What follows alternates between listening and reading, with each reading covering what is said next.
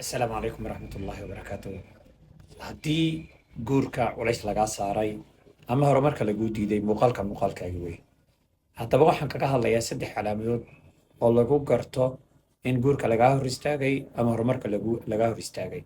3dan calaamadood waa 3 calaamadood oo tusinaya sixir in marka uu jiro kaasoo guurkana kaa hor istaagaya horumarkana kaa hor istaagaya. haddaba calaamadaha intaadan ila ogaanin baaraka allah fiik ku salli xabiibkeena salawaatu rabbi wasalaamu calayh.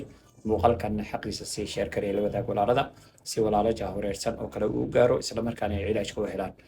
kow calaamada ugu horeysa waxa weeye haddii baaraka allah fiik aad isku aragto mar kasto baaraka allah fiik oo aad guur doonto inaad guurkii ka didid ama guurkii aad ka carartid, micnaha arrimo guur haddii lagugu soo hadal qaadaba qof dib u gurtad noqonaysa ama carara. calaamadaa waxay bayaaminaysaa baaraka allah fiik in markaasi sixir guurka lagaga hor istaagayo kale uu jiro.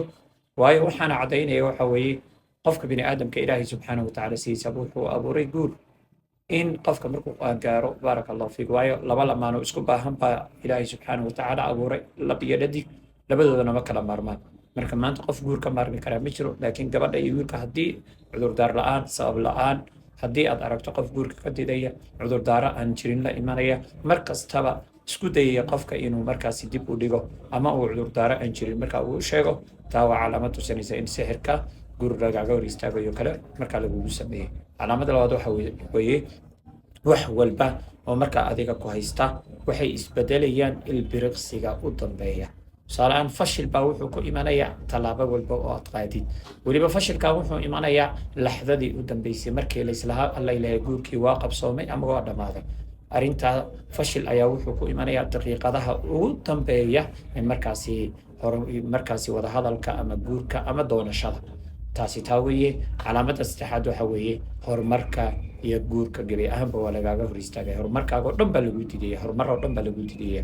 shaqadii baa kaa istaagaysa, mashaariicdii aad waday baa kaa joogsanaya. waxaa dhici doonta in adiga markaasi meel walbo aad dhaqaaqid barakadii loo diido. waxaad moodaysaaba u malaynaysaaba inaadan baraka lahayn, qof yaa balaayo ka dhacday ay tahay, qof dunuub iyo macaasi badan ku dhex jiro kale qof la mid aad noqonaysaa. waayo barakadii oo dhan baa risqigaaga, arsaaqadaada iyo horumarkaaga iyo talaabooyinkaaga iyo socodkaaga iyo shaqadaada oo dhan laga qaadaya. haddaba 3daa calaamadood waa qaybtii ugu horeysay ee barnaamijka idinkugu talagalay. qayb labaad ayaa dambaysa iyo cilaajkii. baaraka allahu fiikum. muuqaalkan baahiya la wadaaga walaalada. haddii aad isku aragteen calaamadahaasina commentiga igu soo qora si aan muuqaalada dambe calaamadaha dhiman aan markaa baaraka allahu fiikum idinkugu soo diyaariyo. wasalaamu calaykum waraxmatullaahi tacaala wabarakaatuh.